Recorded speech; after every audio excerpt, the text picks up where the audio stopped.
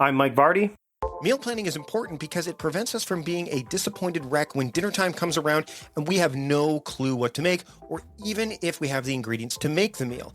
It's a time and a money saver, but most importantly, it frees up valuable brain space. Creating a meal plan prepares us for the week to come and gives us peace of mind that we're organized and can feed ourselves and our family. That's why I do it, and that's why Plan to Eat helps me do it.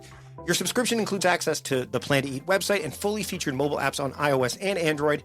And Plan to Eat gives you the tools to clip and organize recipes from any website, the ones your family loves and that fit your dietary preferences and needs.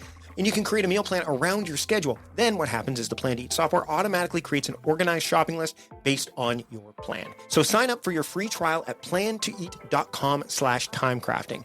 That's plantoeat.com/timecrafting. The coupon will be automatically applied to your account and can be used when you're ready to subscribe. It's valid for new customers only. Give Plan to Eat a try today. And this is the Productivityist Podcast.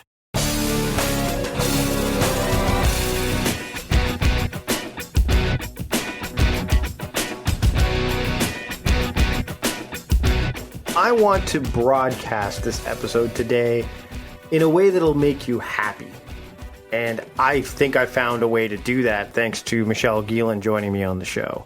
She is the author of Broadcasting Happiness, and she's put together some great work in the book as well as with her husband, Shawn Achor, who's written The Happiness Advantage, and they've got a new video series that's appearing on PBS called Inspire Happiness.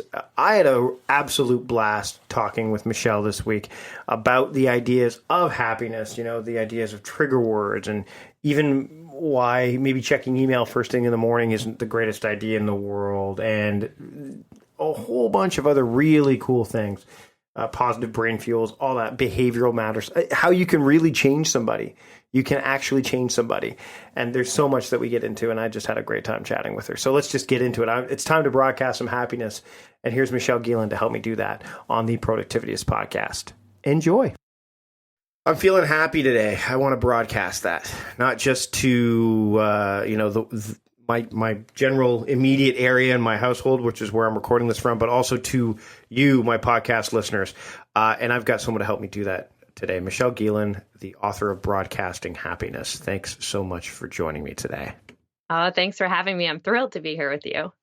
So, Michelle, for those people who don't know you, and this is the thing, is that I knew of you before we actually had a chance to sit down and chat, but I don't want to go into how I knew of you. I'd rather have you describe how you're known, because it's like that whole, I know your husband. And that's not what we want to do here, because you've got a lot of great stuff here I want to talk about the PBS special today, all that kind of stuff that you've got going on. So why don't we dive in and just share with my audience a little bit about you so that they can warm up to you before we dive deep into conversation and start broadcasting happiness all over the place.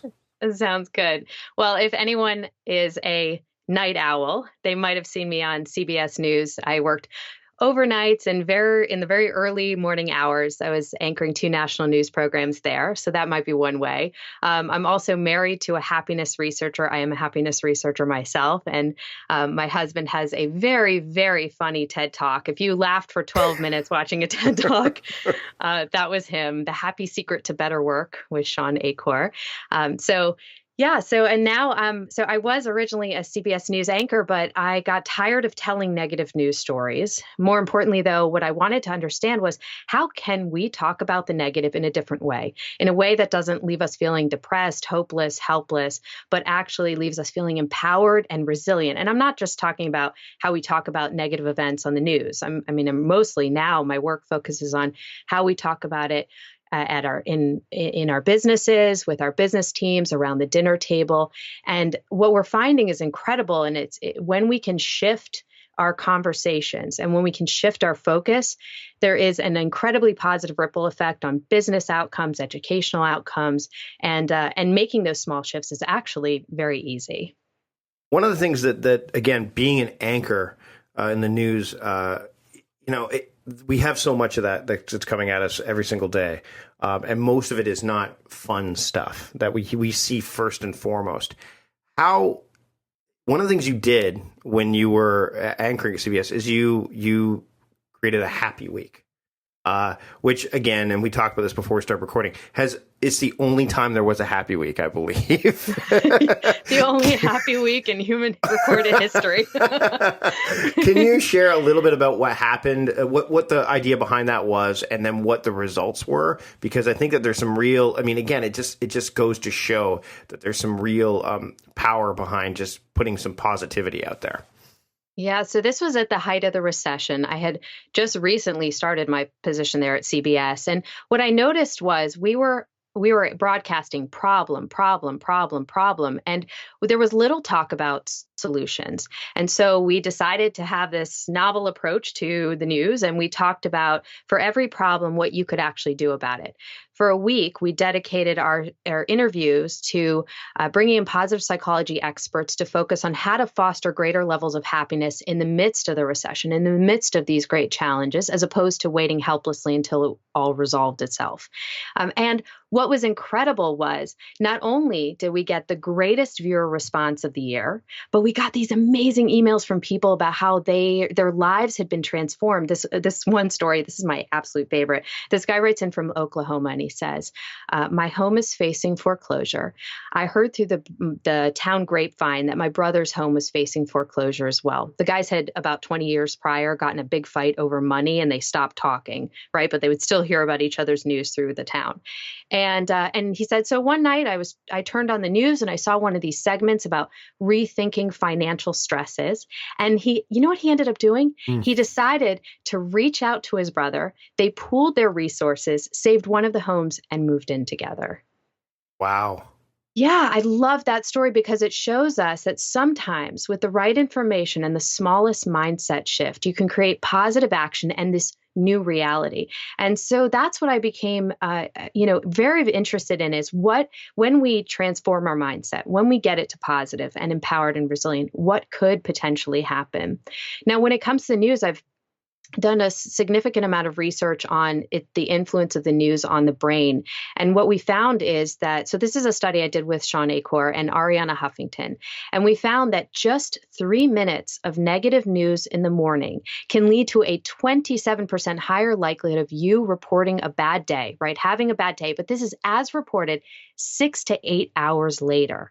So what that means is that negative mood and mindset you adopt in the morning sticks with you through your time with your family, through your time at work.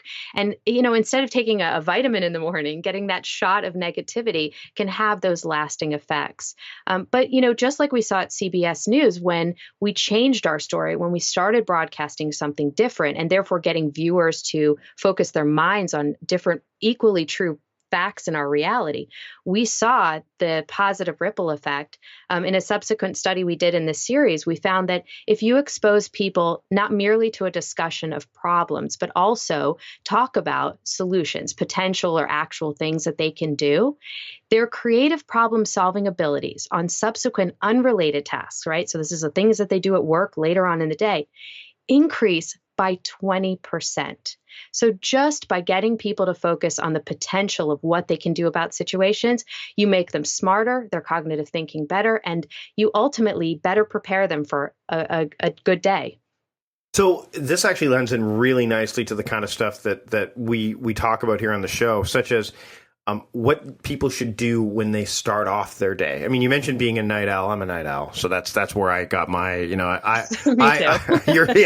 and we actually just had again, and I love getting science-based research guests on the show because Dr. Michael Bruce, who was on a episode of the show earlier on, he wrote the book called The Power of When, where he studied chronotype, and he's now just, again, most people think early bird night owl. He's divided it up into 4 different chronotypes: the lion, the bear, the wolf, and the dolphin. It's a fascinating bit of work that he's been doing. And what I love is that when you have that science-based research, it's very difficult, although people do try to do it, to dissuade people from that or to ignore it. One of the things that you mentioned was checking news first thing in the morning, right? What about checking email first thing? And what about not doing their thing first? Have you done any kind of research or any kind of studies based on, hey, when you do something that's really important to you first thing in the morning, how that alters your entire day and how much you're going to exude positivity throughout the day? Or is it just is it something that you haven't really dove into too much yet?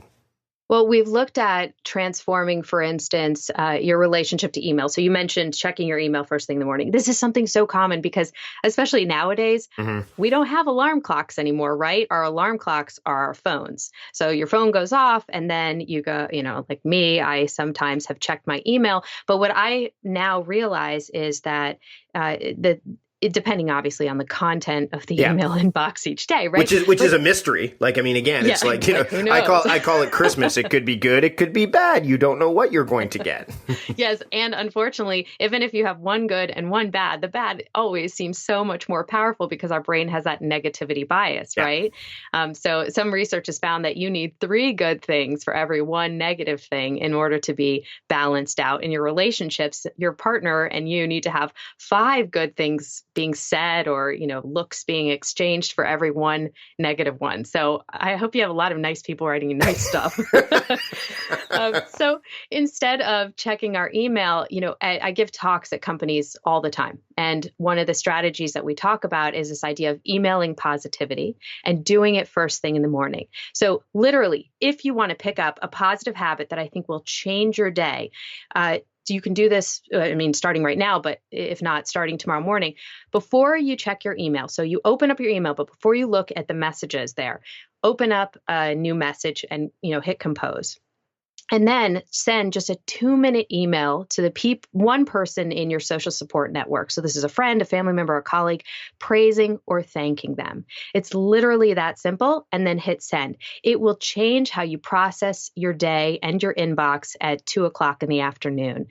The reason so Shawn and I both recommend this, and the reason why we've been very specific about it is just 2 minutes. You don't want to write a 30-minute gratitude letter that was so beautiful, and then the next day you're exhausted and there's no way you can do it. You're trying to do this one each day to someone new and different. And then the other reason is this is based upon a research study that I think is a game changer.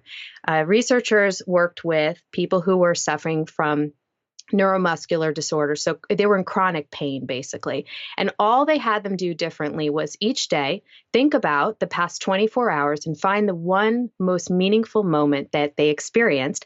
And then they had them journal about it each day just for 2 minutes, right? Literally, that's it. The people that kept up this habit for a period of 6 months, at the end of that 6-month period, doctors were able to drop their pain medication in half. Oh.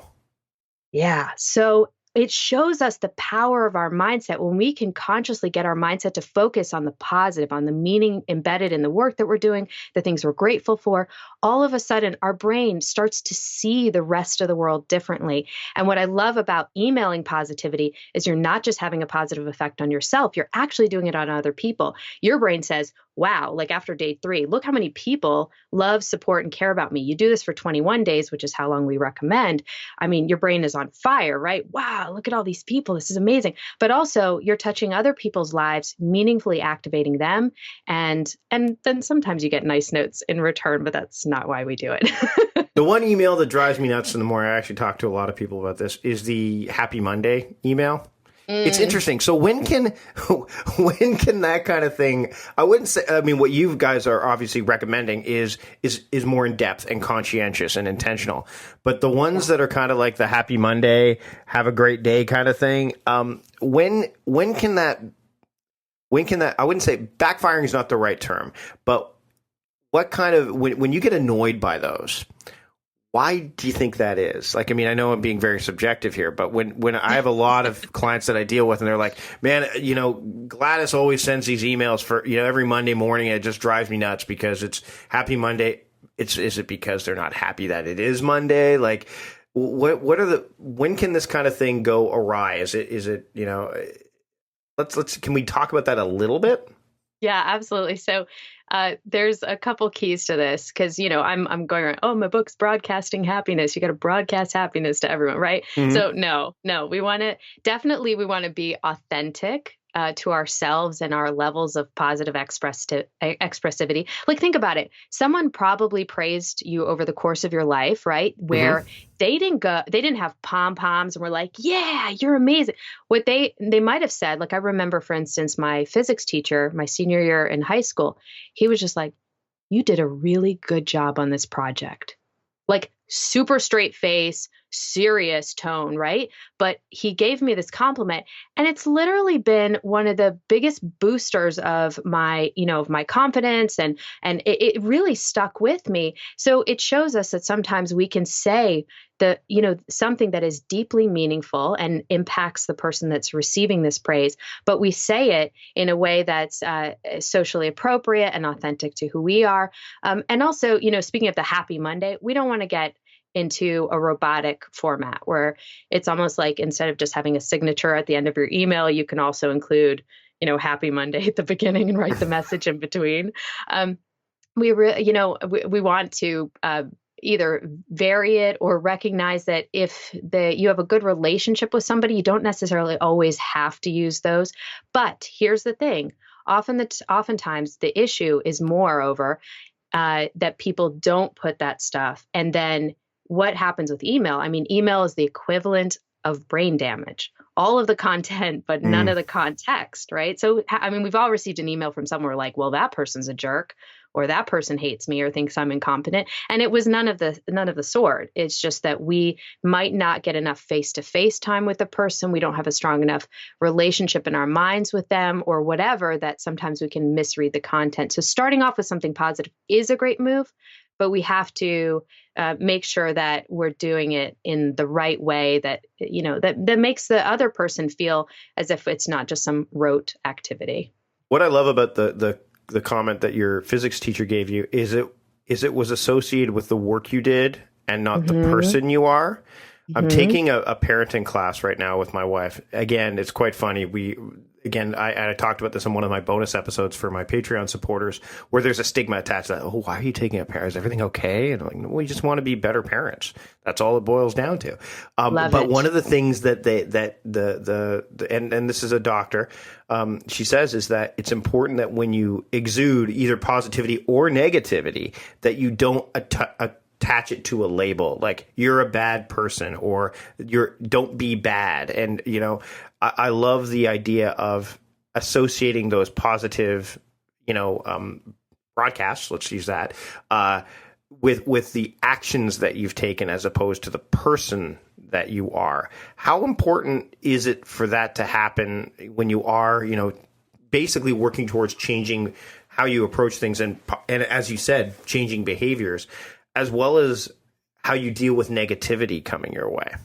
Yes, this is so central, because when we focus on behavior as opposed to what someone is, which is more of a steady state, we are focusing their brain on the fact that they have a choice, right? We have a choice how hard we study for a math test or how hard we work on a science project.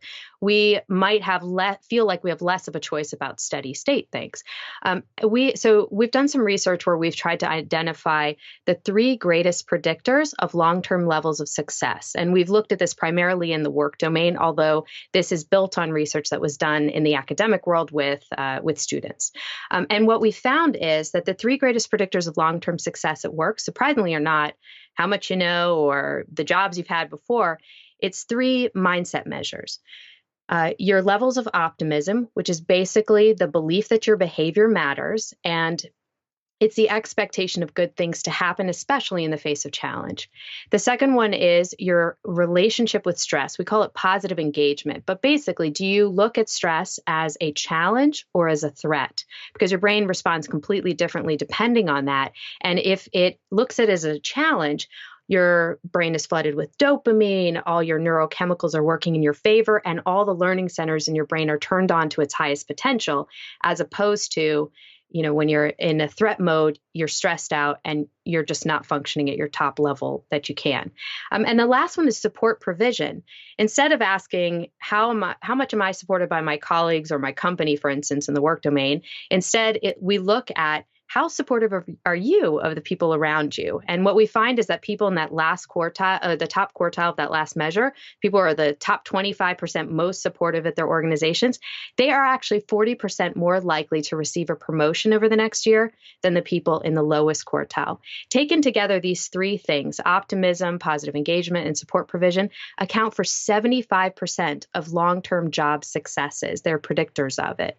And so what's happening, going back to the parenting class, is every time that we as parents remind our children the moments in which their behavior matters, we're building their levels of optimism. And so we're building one of those key long-term predictors of success. And it's one of the best things we could possibly do for our children, because when they stumble and fall, they know, hey, I can pick myself back up, I can work hard again, and ultimately I can be successful. And this just doesn't apply to children either. I mean, one of the things that you've talked about, and one of the things we want to focus on here a little bit, is that putting small changes in place, not just in the way we communicate, but the way we communicate. I'm not just talking about using words, but body language, how we appear, can really, impact other people and change people. And one of the things one of the great, myths that you mentioned is that you can't change other people, but you can. I mean, it doesn't just have to be children. What are some of the small things that you can do to kind of, promote change that we haven't already maybe touched on, not just in the workplace, but just with people you're interacting with on a daily basis? Yeah, so we are changing people all the time. I ask at the presentations I give, how many of you have ever had someone say to you, you can't change other people? And everyone's hands up. And it's something that I think we've bought into as a society, but it blinds us to the fact that we are not powerless. We actually are changing people all the time. You send 3 people into a room and ask them to sit there for just 2 minutes quietly, right? Not speaking to each other, which is totally awkward. But you test their mood before and after. And what we find is that the person who was the most non-verbally expressive actually influences the mood of the other 2 people sitting in the room significantly. So what that means is if someone's, sitting there with their arms crossed or frowning or whatnot, they actually make the other people feel more negative. Meanwhile, if they're relaxed and casual and maybe smiling, they positively influence the other people. In the business setting, we've seen if you're an optimistic sales professional, you'll outsell your pessimistic counterparts by 37%. This was a study done at the University of Pennsylvania at MetLife. So that's because you are constantly showing up and broadcasting this optimistic can-do mindset to the people that you're talking to. Managers who come in and just simply, I love this study. This manager just simply got his team to start focusing on all that they were doing right already, right? So this is by praising one new person each day with one specific piece of praise within earshot of other people. He actually increased the entire team's level of productivity by 31%. Significant. So we are changing people all the time. We just have to figure out the best ways how, and that's at the core of our research. And so one of the best ways I always advocate is this idea of the power lead. It's by starting off conversations by saying something positive and meaningful. When I was at CBS, people would say, how are you? I'm like, I'm working overnights, right? How do you think I am? And by the way, my Achilles heel, if you want to just torture me, don't let me sleep, or wake me up 20 times in the middle of the night. So that's I don't function as a normal human being if I don't get my 8 hours. So I hope you had a children. How many kids do you have now, by the way? You have a 1 2-year-old boy. Okay, so has he gave us a run for a little while. I was going to say, the second ones generally are different. So my daughter would be up and down all night. My son, like a rock. Now, my daughter, as she gets to preteen ages, she's it's when she's in bed, she could sleep all day. My son, though, doesn't matter what. Thanksgiving weekend's coming up as we're recording this. For you guys up here, we just get a 4-day weekend because of, but at least I do. But my son will be up at 7 a.m, no matter what day it is. So yeah. Anyway, didn't mean to digress, but just so you know, the next go round is better. It should be better. Good, thank you. It's music to my ears. So I paid my dues on the sleep front before I even had Leo, because at CBS, I work 9 to 5, but it's actually the wrong 9 to 5. So anyway, people would ask me, how are you? Oh, I'm exhausted. Oh, I'm so tired. Oh, it was a broken record. And so I decided to change my power lead, my lead of the conversation. And what we saw, and first of all, for me personally, it just made a huge difference. It got my brain focused in a better place, and it changed my conversations with other people. Now, from a research perspective, if I know the first few words of a conversation, I have a high degree of likelihood of predicting the outcome of that conversation. So when people ask you, hi, how are you? We can say something simple and meaningful like, oh, I'm doing great. I had breakfast with my son this morning and he was being so cute, right? That simple change as opposed to complaining or my favorite bad example was like, we've done some work with Google and I love those guys. And so how are you doing? Oh, I'm busy. How are you doing? I'm busy. They sit down in the meeting. I'm busy. They're on the phone call. Their email. I'm busy. I'm like, guys, I know you're busy. It takes a lot to do those searches, but come on, let's talk about something else. But it changes how people respond. When you start with I'm busy, there's two options. It's either compassion. Oh, I'm so sorry, that you're so busy. Or it's misery poker. Oh, you think you're busy? Let me tell you about my 20 projects I'm working on. I actually throw around a lot where people say I'm busy. I'm like, busy is like the F word. The more often you use it, the less power it has. Oh, I love it. Because it's true. And that's one, let's talk about words for a second here, because words are such huge triggers for me. Right. Yep. And that's why, like, when I'm looking at, like, I want to talk about to-do lists a little bit later, for my Patreon supporters here, but let's talk about what words can do. I love using words as my themes for my day. So I theme my days.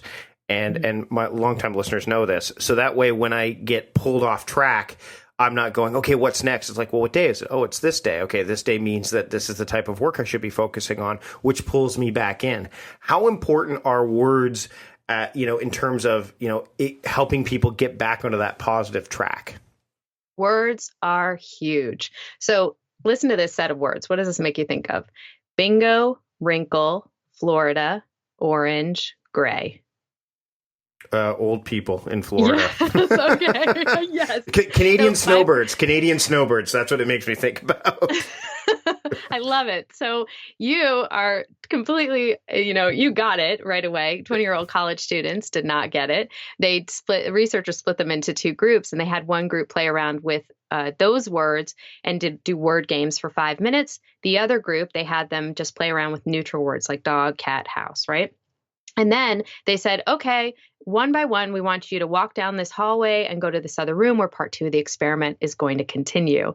Except part 2 of the experiment was actually in the hallway. These students were being videotaped because researchers love deception, And what happened was the students that played around with these subtle primes of age actually walked slightly slower and more hunched over than the students who played around with neutral words. Wow. So words make a huge difference. There's a great study out of Stanford that found that if you are delivering instructions to your business team and you insert the word together into the instructions, right? So you get this mental concept of, hey, we're going to be working on this together. That simple word change made people in these business teams work 48% longer. They felt higher levels of energy after all was said and done, and the quality of their work was better. And that was just that simple one word that made a huge difference.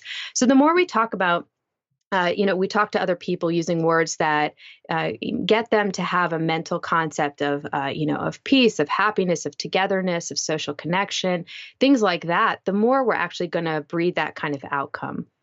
Michelle, this has been fantastic. I want to thank you so much for being on the show today. Let's talk before we wrap up a little bit about the PBS special that you're doing called Inspire Happiness. People can start to view it now, and it'll cycle regularly, I would imagine, throughout the over the next little while. Can you just share a little bit of that with my audience? Absolutely. So originally, a lot of our research looked at how you can prime your brain to be happier.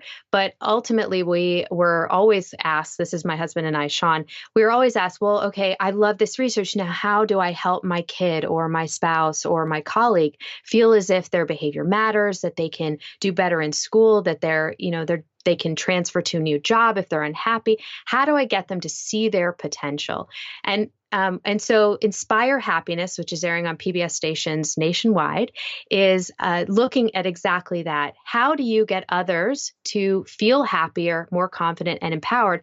Ultimately, that makes it easier for you to be happier as well. So we provide 5 actionable strategies and some of the research. And then we also are offering a Wake Up and Inspire Happiness video workshop, which is something free that we'd love to offer to your listeners. And the idea behind that was, we understand starting your day with the negative news and the negative effects. We want to pepper your inbox for 3 days with videos that will give you some research and strategies, things that'll help you experiment with this happiness research in easy ways. And that will hopefully start off your day on a completely positive note. And as my listeners know, I've always said you can start the year you want anytime you want. So no matter when you're listening to this would be a great way to kick off that year. Michelle, thanks so much for joining me on the show today. I really do appreciate it. Where can people find you online, where you're spreading and broadcasting happiness, both on the online, portals that you have, as well as in social media? Well, the best thing to do is go to broadcastinghappiness.com, and there you'll find all the information, including tons of resources and even that success scale that we talked about that tests for the 3 greatest predictors of long-term levels of happiness. Thanks so much for joining me today. Thank you. There you have it. I hope you're happy. I know I am. I hope you're happy, though. I had a great time talking with Michelle. Thanks so much to her for joining me on the show. Of course, please pick up her book, check out her new special, and take advantage of the offer to get the free video series and training. I think that there's a lot to be learned there, and happiness is one of those things that we can never have too much of, as far as I'm concerned. Thanks to John Polstra for producing this week's episode of the show, and thanks to all of you for listening. I'd love to get some feedback on the show, whether it's through a rating or review in iTunes or a simple comment on the blog post over at the Productivityist blog, wherever you'd like to share that with me. That'll help me make the show better, and who knows, if you want to broadcast a little happiness about the show through a rating and review, that's also one way that you can do it. You can also actually become a patron of the show if you want to broadcast happiness even more. And I love how I keep throwing that out there, but you can go to patreon.com/productivityist and check out all the ways to support the show if you're willing to throw in $1 or $2 or more every single month, and you'll get a whole bunch of perks and stuff that are associated with it. So check that out over at Productivityist, the Patreon page there, patreon.com/productivityist. That's it for this week. Thanks to all of you for listening. I am your host, Mike Vardy, founder of Productivityist, reminding you to stop guessing, start going.